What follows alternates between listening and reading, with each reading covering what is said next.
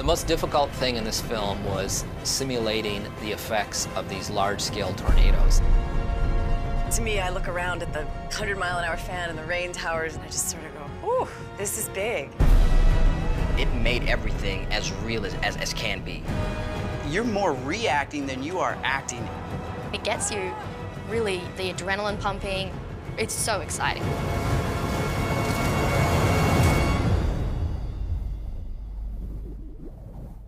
Our actors had to play in the rain probably about a third of the film. Trey, put the camera down and get on the bus! So I showed up one of the first days to set, and there are these huge cranes. I mean, the largest cranes I've ever seen. I was like, what are those for? They're like, those are the rain towers. And I was like, of course they are. It's great fun to get wet, and then after a while you're like, will you please just turn off that rain machine and stop throwing leaves in my face? Just surviving. You're literally thinking this is happening and you're trying to run to shelter. When I read the script, I read it for the story, and I thought the story was really kind of moving and touching and personal and human, and I wanted to be a part of it. And then we got into production, and I went, wait, I'm sorry.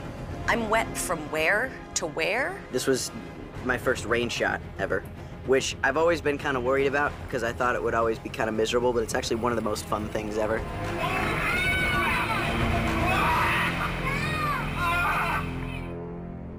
For the film to work, it needs to be as real and raw as it can be. You don't want it to ever look like you're making anything that's fantasy or fiction. So when you're on set, you actually are kind of brought into this world, and you really feel like you've been through a tornado. And action! We were literally getting golf ball-sized hailstones thrown at us. In those moments, as you finish a scene, your heart is still racing. You're actually breaking a sweat now. It feels like you just ran through a tornado. I didn't expect to be running towards a truck which was falling out of the sky 10 meters in front of me. 3, 2, 1, action! It's cool because there's not that much that we have to imagine because it's crazy enough just trying to get from point A to point B in the scene. All the actors were really game and did some amazing wire rigs with wind blowing and stuff like that. So it was great to see everybody, you know, stepping up to the challenges. They stick you on a rig, and some guy is holding onto a rope and jumps off a ladder, and you go, and it's a lot of fun. I mean, it is. It's a lot of fun. So I had this wire attached to my back and this harness that came around, and they're pulling me, and then up I went about 40 feet in the air.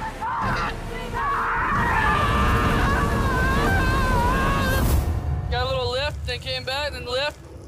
Kind of very real. It was pretty awesome. Dad, please help us!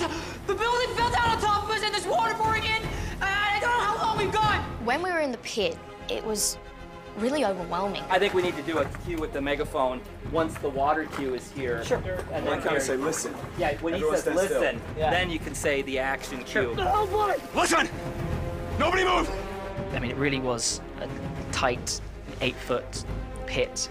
We had metal, metal over the top of us and rubble. And it was kind of, kind of no acting required once you're in there, particularly when it begins to fill with water. There was so much going on, so much water pouring in at times, and so much just water surrounding us, and then it would get cold, and so to then do really emotional performances on top of that, it can be quite difficult. In the script it says, Gary jumps in and rescues Donnie, and the top of the water is being hit by the rainstorm, and sort of I'm hanging upside down with a knife trying to free him. So it's anything but usual. I got you. Come on. It's okay, she's here. It's okay. I love you, son. We got him now. We got him now. It ultimately gives the actors a completely realistic environment of which to act and react in. They've created sets that really add to the intimacy and the fear of the scene.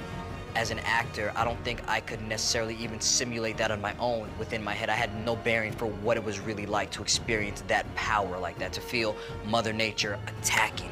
There was a weird sense of fear and thrill. I thought this is how it must be, because I've never seen a tornado before, but it must be terrifying seeing this thing come towards you. This is part of why you do a movie like this, because how many times in your life do you get to play in this kind of a playground?